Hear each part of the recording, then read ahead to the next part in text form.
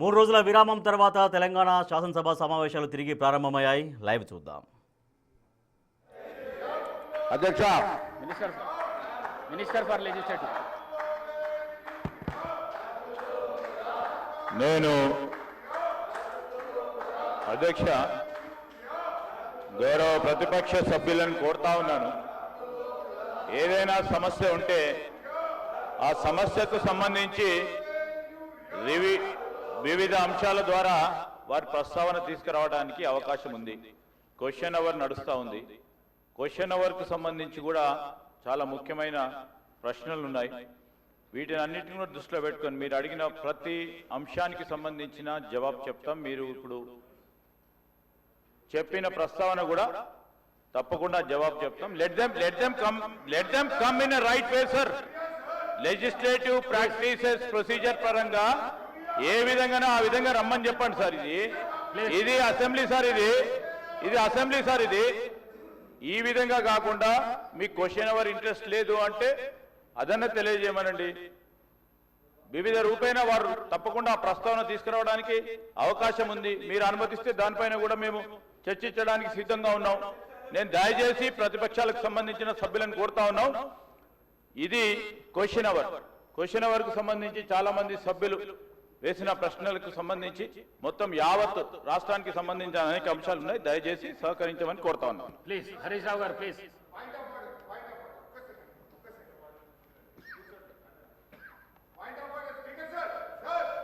I am to announce that to the House that the following bills will be introduced and taken up for the consideration and passing by the Assembly today.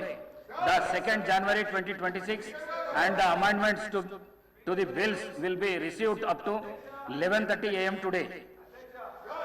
The Telangana Municipalities 4th Amendment Bill 2025, the Greater Hyderabad Municipal Corporation Amendment Bill 2025, the Greater Hyderabad Municipal Corporation 2nd Amendment Bill 2025, the Telangana Private Universities Establishment Regularization and Amendment Bill 2025, the Telangana Motor Vehicles Taxation Amendment Bill 2025. Papers to be placed and laid by the table. All the papers are deemed to have been placed and laid by on the table of the House. This is question hour, no point of order, please. Please కూర్చోండి, please కూర్చోండి, please కూర్చోండి. Harish Rao garu, please కూర్చోండి, please. Question hour.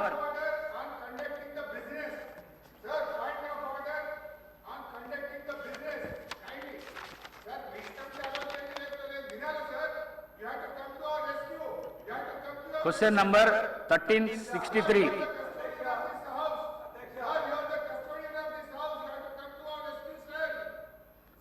Minister for Legislature. Sir, మొదటి ప్రశ్నకు సమాధానం. మూసీ నది తీర అభివృద్ధి ప్రాజెక్టు కోసం సమగ్ర బృహత్ ప్రణాళికను రూపొందించడానికి Messrs Meinhardt Singapore private limited వారు లీడ్ మెంబర్గా, Messrs Cushman and Wakefield India private limited, Messrs RIOS design studio private లిమిటెడ్తో కూడిన కన్సార్షియంని MRDCL నియుక్తం చేసింది. ఉస్మాన్ సాగర్ నుండి గౌరెల్లి వరకు, హిమాయత్ సాగర్ నుండి బాపుఘాట్ వరకు కన్సార్షియం అధ్యయనం కానీ ప్రణాళిక విశ్లేషణ డిజైన్ తయారు చేసి 18 నెలలలోపు ఈ క్రింది DPRలను సమర్పిస్తుంది. అధ్యక్ష, blue master plan, green master plan, land use master plan, marquee projects, మౌలిక సదుపాయాల మాస్టర్ ప్లాన్, ఆర్థిక మాస్టర్ ప్లాన్, ఇవన్నిటి DPRలు కూడా తయారీ పురోగతిలో ఉంది. అధ్యక్ష, అదేవిధంగా అధ్యక్ష, మూసీ ఈసా జలాల సంగమ ప్రదేశంలో మహాత్మా గాంధీ బోధనా తత్వాన్ని కొనసాగే విధంగా అంకితమైన ప్రపంచ స్థాయి అనుభవ కేంద్రాన్ని గాంధీ సరోవర్ని అభివృద్ధి చేయాలని ప్రతిపాదించడమైంది అధ్యక్ష. ప్రస్తుతం కన్సెప్చువల్ ప్లాన్లో ఉంది, అది కూడా పూర్తయింది అధ్యక్ష. దీనికోసం రక్షణ శాఖ భూములను సేకరించి అవసరం ఉంటుంది. భూముల బదిలీ కోసం ప్రతిపాదనలను రక్షణ శాఖ అధికారులకు సమర్పించడమైనది అధ్యక్ష. మూడోది అధ్యక్ష, ప్రాజెక్ట్కి 5 జోన్లు అనగా zone 1, zone 2, zone 3, zone 4, zone 5గా విభజించడమైనది. మొదటి దశలోని 55 కిలోమీటర్లకు గాను 21 కిలోమీటర్ ఉస్మాన్ సాగర్, హిమాయత్ సాగర్ నుండి బాపుఘాట్ వరకు గల జోన్ 1 రీచ్ని MRDCL చేపడుతుంది అధ్యక్ష. ఆసియా అభివృద్ధి బ్యాంక్ ADB 4100 కోట్ల దాదాపు 500 మిలియన్ల USD నిధులను ఇవ్వడానికి సూచనప్రాయంగా అంగీకరించింది. జోన్ 1 కోసం DPR తయారీ పురోగతిలో ఉంది. మూసీ నదిలోని శుద్ధి చేసిన నీటి విడుదల చేసే నిమిత్తం 3188 కోట్ల కోసం జాతీయ నది పరిరక్షణ ప్రణాళిక కింద నిధులను ఇవ్వడం కోసం కేంద్ర ప్రభుత్వ జలశక్తి మంత్రిత్వ శాఖను తెలంగాణ ప్రభుత్వం కోరింది. ప్రాథమిక ప్రాజెక్టు నివేదిక PPRను సమర్పించడమైంది. కేంద్ర ప్రభుత్వం నుండి అనుమతి అందిన మీదట DPRను తయారు చేసి కేంద్ర ప్రభుత్వానికి సమర్పించడం జరుగుతుంది. హిమాయత్ సాగర్, ఉస్మాన్ సాగర్ నుండి బాపుఘాట్ వరకు ఈ నది సరిహద్దులను గుర్తించే పని పురోగతిలో ఉంది. సమగ్ర బృహత్ ప్రణాళికలో భాగంగా పర్యాటకులకు పూర్తిస్థాయి సౌకర్యాలతో పాటు నది వెంబడి పర్యాటక ఆకర్షణ, వినోద ప్రదేశాల్లో బ్లూ గ్రీన్ మాస్టర్ ప్లాన్ను ఆలోచన చేస్తూ ఉన్నాం. ఈ ప్రశ్నకు సంబంధించి మూసీ నదిని శుభ్రపరచడం కోసం నివేదిక పురోగతిలో ఉంది. తదుపరి STPలను మురుగునీటి నిరోధం, మళ్లింపు నిర్మాణాలు, ట్రంక్ మురుగు కాలువల బృహత్ ప్రణాళిక ప్రతిపాదనలు భాగంగా ఉన్నాయి. HMW SSB నీటి హిమాయత్ సాగర్, ఉస్మాన్ సాగర్లోకి పంప్ చేయడానికి చేపట్టింది. మూసీ నదిలోకి ఎప్పటికప్పుడు విడుదల చేయడానికి 2.5 TMC నీళ్లను రిజర్వ్ చేయడం జరిగింది. మీరాలం చెరువుపై వంతెన నిర్మాణాన్ని మెసర్స్ KNR కన్స్ట్రక్షన్ లిమిటెడ్కు ఇవ్వడమైంది. 11/10/2025 తేదీల MAUD శాఖ GOMS 791 ప్రకారం అంగీకార లేఖ LOAను కూడా జారీ చేయడం జరిగిందని మీ ద్వారా గౌరవ సభ్యులకు తెలియజేస్తా ఉన్నాను. శ్రీ బాలు నాయక్ గారు.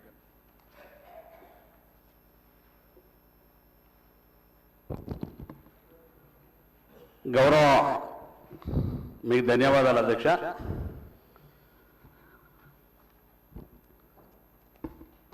మంత్రి గారికి ధన్యవాదాలు. మూసీ నది సుందరీకరణ, మూసీ నదిలో మరి ఈరోజు కాలుష్యం ద్వారా మరి ఒకనాటు మహానది అయినటువంటి మూసీ నది ఈరోజు కాలుష్యంతో ప్రజల యొక్క ఆరోగ్యం క్షీణిస్తున్నటువంటి పరిస్థితి హైదరాబాద్ మహానగరంలో మనం చూస్తున్నాం అధ్యక్ష. అటువంటి పరిస్థితిని మరి అనేక సంవత్సరాలుగా ఉన్నటువంటి వారు ఎవరు కూడా ఈ మూసీ నదిని సుందరీకరణ చేయాలనేటువంటి ఆలోచన కూడా చేయలే.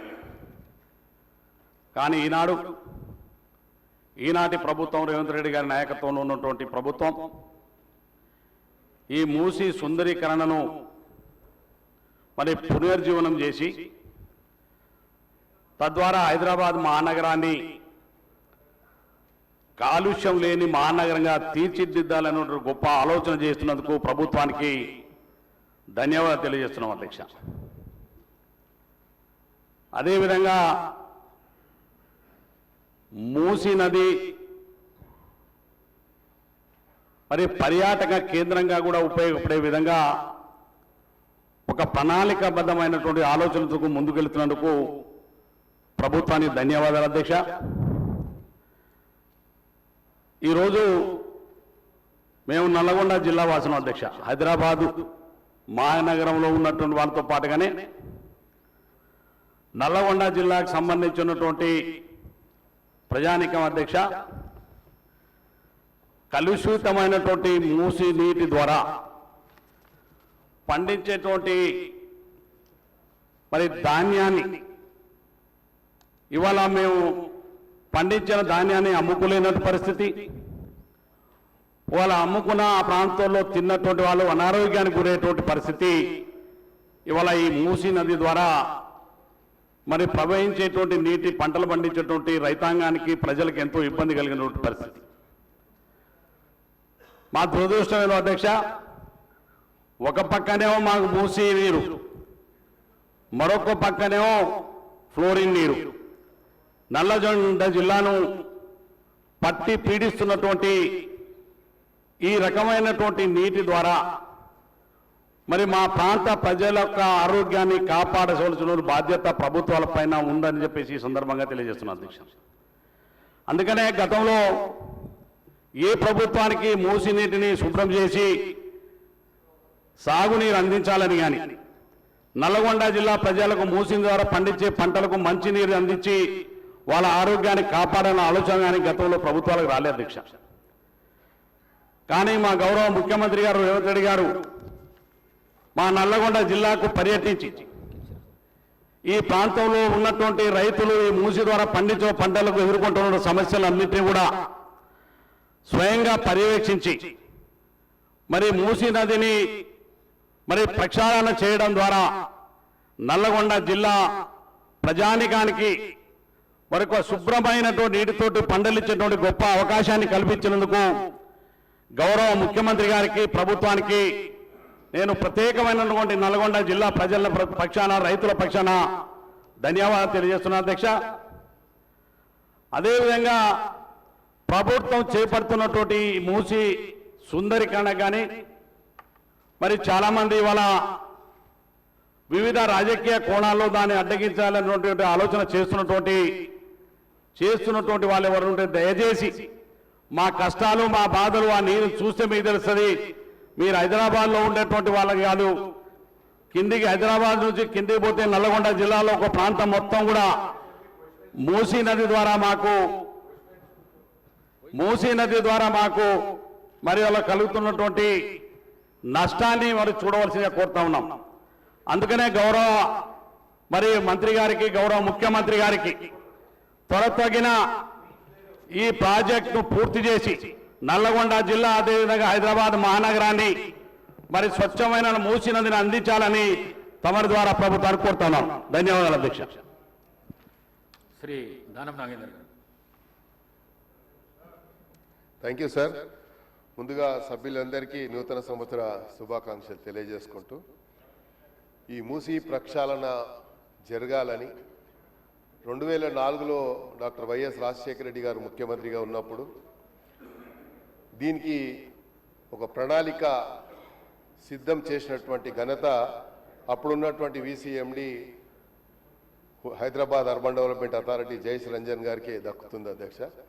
దాన్ని మళ్ళీ కోల్డ్ స్టోరేజ్లో వేసిన తర్వాత ముఖ్యమంత్రి గారు ఆలోచించి మూసీ ప్రక్షాళన జరగాలి, ఇది ఒక హైదరాబాద్ నగర నడిబొడ్డులో ఉన్నటువంటి ఒక లేక్ని ఇది ఏదో కంటామినేటెడ్ వాటర్ పోతుంది, కంటామినేటెడ్ వాటర్ ద్వారా ప్రజలకు మురికి ఇప్పుడే నల్గొండ వాసులు మా ఉన్నటువంటి ఇరిగేషన్ కానీ మా రైతులు పండించినటువంటి పంట అమ్ముకోలేని దయనీయ పరిస్థితిలో ఉన్నామని చెప్పేటువంటి పరిస్థితి వచ్చింది. అంటే దీన్ని కోల్డ్ స్టోరేజ్లో వేయడం వల్లనే వచ్చిందని చెప్పడానికి నేను కూడా సంకోచించడం లేదు. ఎందుకంటే అధ్యక్ష, ఈ యొక్క ప్రక్షాళనకి సంబంధించి ముఖ్యమంత్రి గారు ఒక ప్రణాళికబద్ధంగా ప్రధానంగా మీరు చూసినట్టయితే ముందుగా అడ్వాన్స్